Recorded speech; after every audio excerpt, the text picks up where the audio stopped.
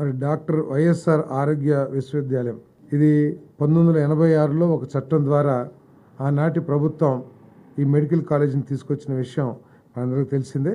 98లో అప్పుడు చట్టాన్ని సవరణ చేసి ఎన్టీఆర్ యూనివర్సిటీగా పెట్టడం, తర్వాత ఆయన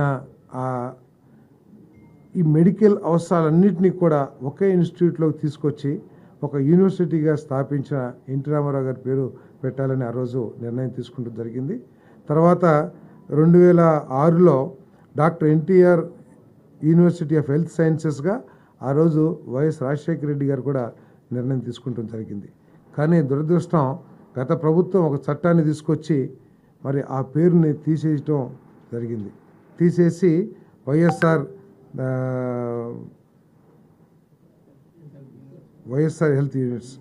హెల్త్ యూనివర్సిటీగా పెట్టారు.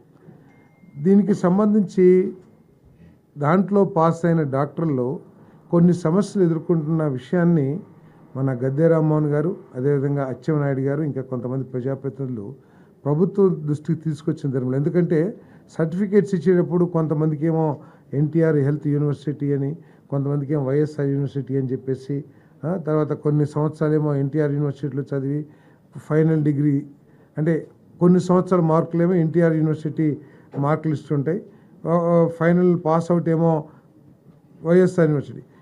ఇవన్నీ కూడా సమస్యలు ఎదుర్కొంటున్నారనే ఉద్దేశంతో మరి తిరిగి ఆ యూనివర్సిటీకి డాక్టర్ ఎన్టీఆర్ యూనివర్సిటీగా పేరు పెట్టాలని చెప్పేసి మరి నిర్ణయం తీసుకుందని చెప్పేసి కూడా మనం చేస్తా ఉన్నాను.